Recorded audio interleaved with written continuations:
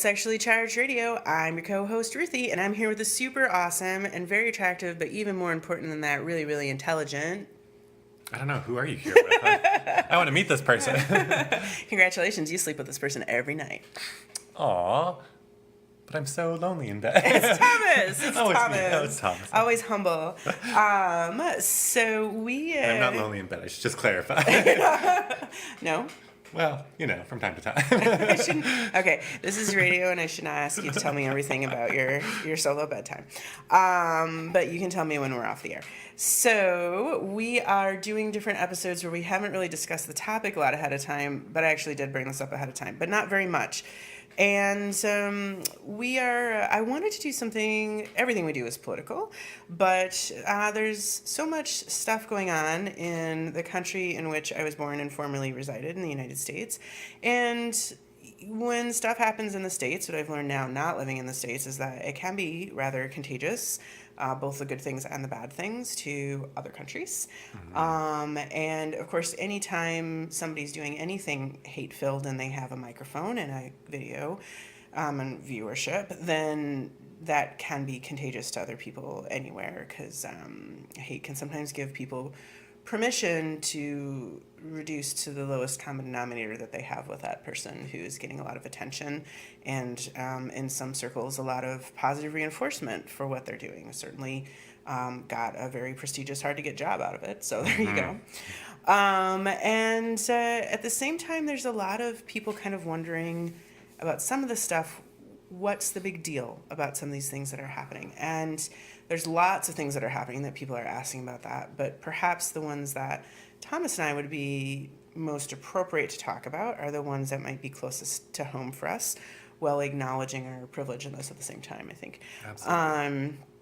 And one of the things that kind of I'm hearing broader conversation about is the stuff that's going on with legal things and using the bathroom in gendered restrooms. So that means restrooms that are labeled male or female instead of unisex or family or whatever, or all genders or whatnot.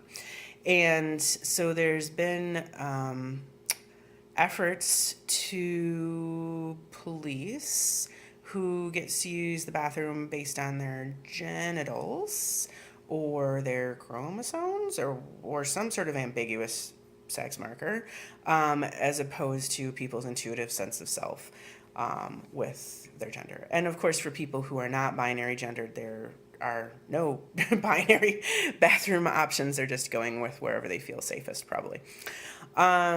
But so for some folks, they're like, well, what really is the big deal about this? Use the bathroom at home, or, go to places that have single stall situations, or whatever the case may be. And I think that overall there can be a great sense of misunderstanding of how scary some of this stuff can be for people in the target and minority groups. So my personal experience of immigration has been a highly privileged one. So I don't feel able to do a lot of talking to what this means for immigrants and their families and loved ones who are targeted by some of the policies going on. And certainly as a white person, and Thomas also has noted that they're a white person, that I can't necessarily speak to things that are targeting people of color or religions that are often associated with being a person of color. But I can talk about these things, and hopefully we can also acknowledge our privilege and some of the potential overlap with this stuff as well. So maybe the topic is, can I swear? I don't remember what time we were on. Am I allowed to? Okay. They're going to replay episodes with swearing anyway. What's so scary about this shit? Because is it really such a big deal? Are these little things really worth all the ruckus and the uproar? And especially if they only impact certain people or statistically small groups of people. And so this is, I think, a vulnerable topic for both of us, if I can speak for Thomas too, that to talk publicly about what is so scary about this stuff is scary. It makes you vulnerable. It lets people know where your weaknesses are. But it's hard to put a brave front forward and to fight the good fight when people know that you're shaking in your boots and that there's really a lot at stake. Yeah, I mean, echo everything you're saying. I mean, you had a much more eloquent way of saying it than I ever could, but we talked about having this episode right after the election, right after the American election, and I think we both had said, we needed some space and wanted to make sure that when we had this episode air and when we recorded this episode, that we were in a place that It was more emotionally safe for us to even be able to talk about it. right. And so I do want to acknowledge that as well. That this isn't just on this given day. This is something we're caring about. That this is something that sticks with us across all time, and even before the election, for years and lifetimes. We carry the weight of a lot of these events and a lot of these actions, and so I guess would want to start by saying, when we institutionalize something, when we pass a law and we make it the law of the land or the law of the region, we're giving something a lot of weight. We're giving it the weight of our government, the weight of our court system. We're giving it the weight of the people. Even if the majority of people might disagree with it, the virtue of an elected representative system then situates or declares that this is the will of the people until such a point that the will of the people can change that decision. And so when we institute bathroom bills or we institute other forms of legislation that demonize or stigmatize certain populations, we're really communicating some very hateful messages as a society. Yeah. One of those messages that I think of often when I'm looking at these bills or these policies, these laws that are happening, and recently there was a whole lot of discussion and change around whether public schools have to make restrooms available to people based on their knowledge of their own gender versus other people's thoughts about their sex and gender, is one of the most oppressive things you can do about a population is to deny its existence. And we see this throughout history in the eradication or attempted eradication and genocides of different groups, is to say it just doesn't exist or we're going to make it like it doesn't exist.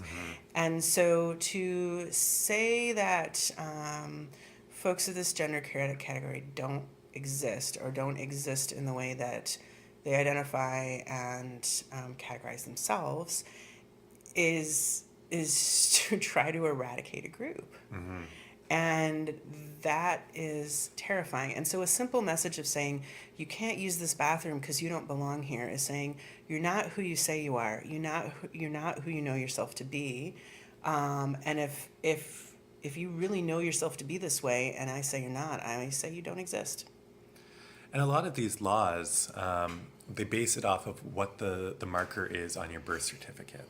Right. That's, so we're saying that a doctor who, looked at your genitalia, because for the most cases we don't do chromosome tests or testing of chromosomes to identify sex on a birth certificate. It really is genital inspection that then gets used as the birth certificate marker, that moment is going to dictate the rest of your life, and that moment knows you better than you can understand yourself. Right. You don't get to you don't get the right to self-determination. And isn't that kind of a really important value in this area of the world? The notion of self-determination and self-knowledge and self-awareness.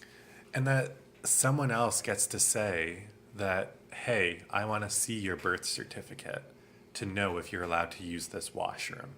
Right. That I have the right to dictate your personal information and proof to validate a decision you make to pee.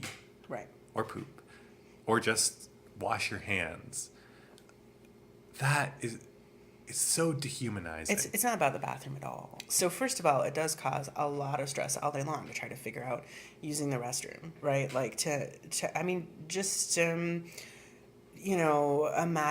imagine what it would be like if you've never experienced it, to have to worry and stress and monitor your eating and drinking and think ahead around where you can go and be safe or who can go with you, whatever the case may be. it's a whole set of difficulties that most people don't have to think about at all.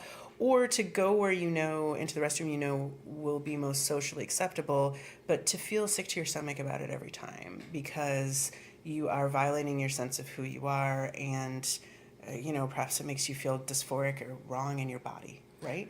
I mean, most people go through their whole lives without really having those feelings, but to have that every day, or to know that that's possible on any given day, um, is is not an appropriate thing to inflict on another person. And recognizing too that it's not just, oh, these are the safe locations, because every time you go, you don't know who else is there, who else Right. is watching, who else is monitoring, policing. Mm-hmm. So this location that maybe a coffee shop you always go to and you felt safe using all these years, still never knowing that maybe now this is the one time that there's somebody in there who's going to um, raise a ruckus about it. And this is, in a smaller level interpersonal relationship, this is abuse and violence, making another person have to worry about stuff they shouldn't have to worry about so that they can't tend to the things that most of us take for granted being able to tend to. So you have less energy and you have less resources around things. That's how you undermine a person to control them more successfully. So it's really not about the bathroom, it's about control and oppression and eradication of people. And the And denying of identity. totally. And that's terrifying to be the target of those things. That's what this stuff means. And, it extends further than that. So we are already in a population group, Thomas and I, and various population groups that are denied having a history. It's considered damaging to children to teach people about gay history, and at least where I'm from in the U.S., that's considered, and it's not in the history books because often those people couldn't be out. And, you know, I am always surprised and a bit teary when I'm here in Southern Ontario, and I'm fortunate enough to have people invite me in to talk to high school and middle school students and just, share who I am and stuff so they can see a successfully employed queer person, and stuff like that. And that did not happen in the States while I was there because you wouldn't want somebody like me around children. I would not have been able to immigrate to Canada if I had any kind of criminal history about anything.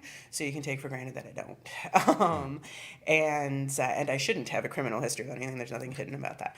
So that to be told that you're not safe around children for who you are is quite stigmatizing and horrific. But then also for these kids who don't get to see any representation and are inventing the wheel with themselves is another way of trying to eradicate a population.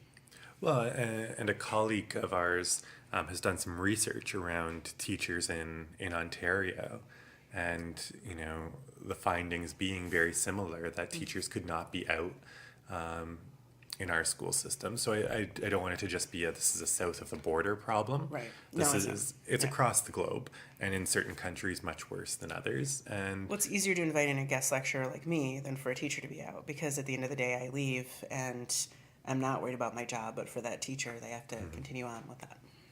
so, and what that communicates to these individuals, the students, to these employees, has long-standing ripple effects that are extraordinarily negative, that communicate not just that the bathrooms are a problem, not just that the school system is a problem, but society as a whole. And we're recording this at the beginning of March, and to date in the United States, 7 known trans individuals have been murdered. Black trans women, yes? Yes. Yeah. Um, Because that intersectionality is super important. Frankly, people care less because they're trans women, and black. and that's only known and reported cases, and we know that statistically that those don't get reported, that Yeah. the murders of trans women of color just do not receive the same respect and dignity of investigation as other cases. This is 2 full months into the year. People don't care if someone kills you. That's what this says. I can't, if you've not felt that way, you cannot imagine what that feels like. And for me, the bathroom bill directly connects to this.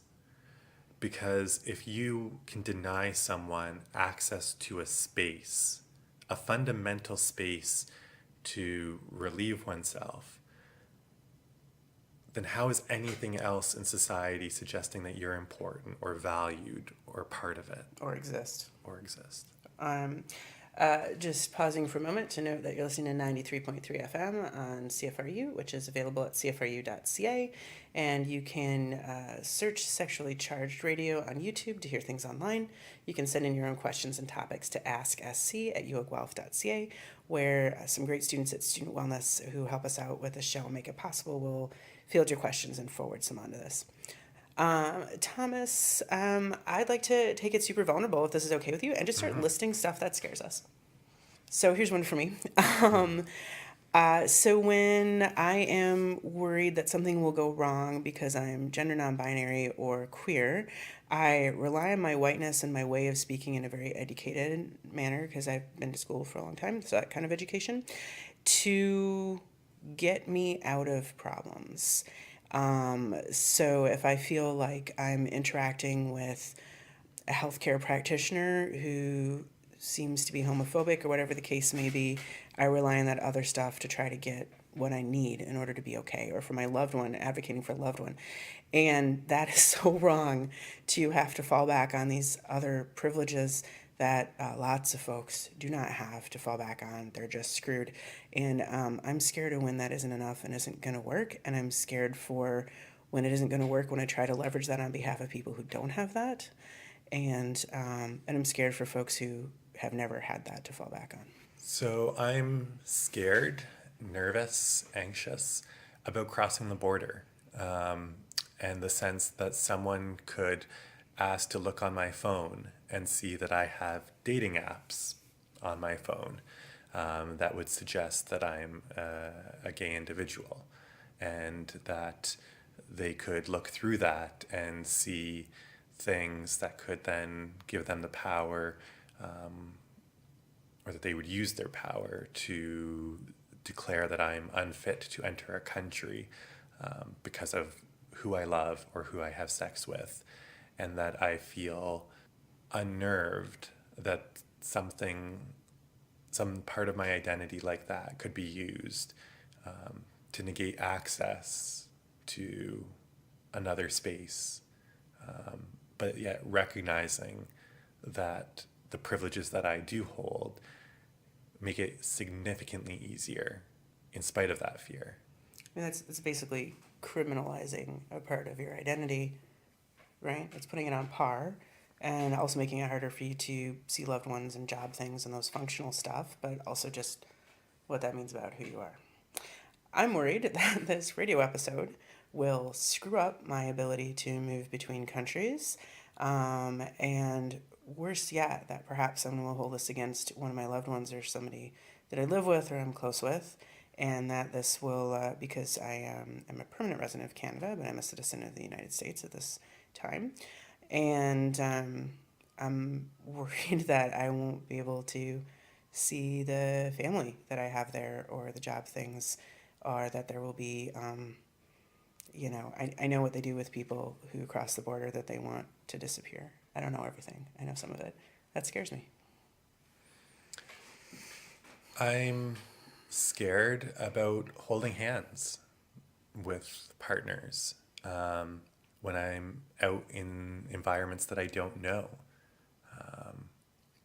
I'm scared of who will see me, what they'll say, what they'll do to me, to a partner. I second guess my behaviors in public and triple check what I'm doing and who's around before I show even the simplest kind of affection or care to partners.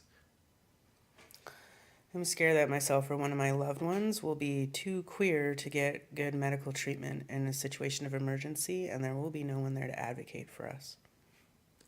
I'm scared that the things that I prioritize, the activism that I do, the organizations that I work with, the research that I conduct, the radio shows that we record, may mean that I am a less qualified, that people will perceive that I'm a less qualified job candidate because the topics I cover are stigmatized and diminished, both in academia and in the world beyond. I'm scared that people who support me and advocate for me who have greater privilege will lose their jobs or have other large ramifications for doing that for me because it's happened before. I'm scared that what I characterize as love and affection and passion, that all start to lose what some of that means, out of fear of what that will look like for me or the ramifications that that could have. So I'm scared that I won't take chances to find someone and to find a partner and to love fully, because of hesitations and I'm afraid of what I'll miss out on. I'm scared for clients that I work with who are also sex and gender minorities, but need resources that sometimes I can't find them the resources and they won't be okay without that, that I wasn't good enough to make it happen and that I wasn't able to advocate and navigate well enough because those resources are shrinking, and watching people you care about, whether it's professionally or personally, literally die because they can't have access to things that other people get is terrifying, and wondering when that will happen next, because it does happen and it keeps happening.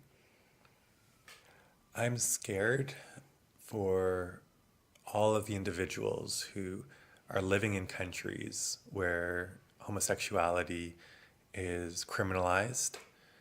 I'm scared for individuals who live in countries where there are active hunts, and searches to root out individuals who are gender nonconforming and sexual minorities, and that they do not have the ability to seek refuge elsewhere, and that they are hindered from seeking refuge in other places, and that individuals who may want to go and do work in those regions to make it better for others, or to at least be an ally for others in those spaces, will not be able to because of the restrictions that exist globally. What if all the stuff I've done to protect myself and be strong and be an exception to the life expectancy statistics of genderqueer people isn't enough one day and I can't do it anymore? What if other people stop fighting for us? We're a small community, the LGBTQ plus communities, and we rely on the privilege of others and the power of others to speak up, to stand up with us, and to advocate and use that privilege, to protect us. And so I ask myself, what will happen if people don't continue to speak up or stand up, even though the problem doesn't directly affect them? And, it's just not convenient for them, on this given day to stand up and call this out. What's going to happen? And will people come to our aid? I'm scared they won't. Related,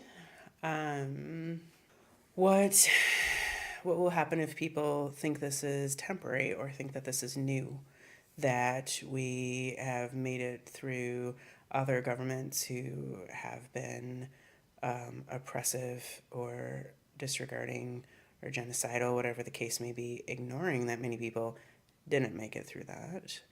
And what if people think that this too will pass on its own? It gets better. All those things. Certainly, people of color have been aware that all this stuff goes on for a real long time, and have been told that that doesn't matter. So certainly we as a large group of people have the ability to say it doesn't matter or it's temporary.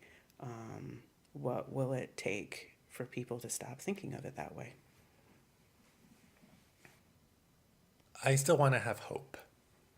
I still want there to be the silver lining. I still want to know that there's good in this world. I believe that there is good in this world, and I believe that there are good people in this world.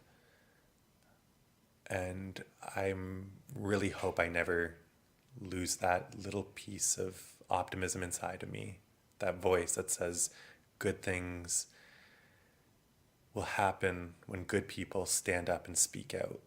What if we forget who we are because all we have left is put to defending, surviving, and whatever we're left at the end is a shell of that. Taking joy in who we are and having that hope is essential, because losing that is another way of being eradicated. I'm afraid of what I don't see coming. Yeah, that's a good point. And I think we don't know what's going to come ahead of us. Yeah. We don't know what's next. But that doesn't mean we can't prepare for it. It doesn't mean we can't be informed. We can't be active. All of us. But also take breaks, because this is a marathon, right? And if you run out of energy, if you run out and you don't have enough energy left to rekindle the energy you have, you don't have enough in your batteries left to recharge your batteries, then that's a difficult spot to be in. So, sobering note to be ending things on. Thanks for being vulnerable next to me, Thomas. Thank you for your vulnerability. And to the listeners out there, know that there are resources on the University of Guelph campus that you can reach out to. Outline has an online platform that you can talk to anyone if you have anything you would like to check in about on this topic. It's okay to be scared. It's not okay that other people are being scary. It's okay to be scared.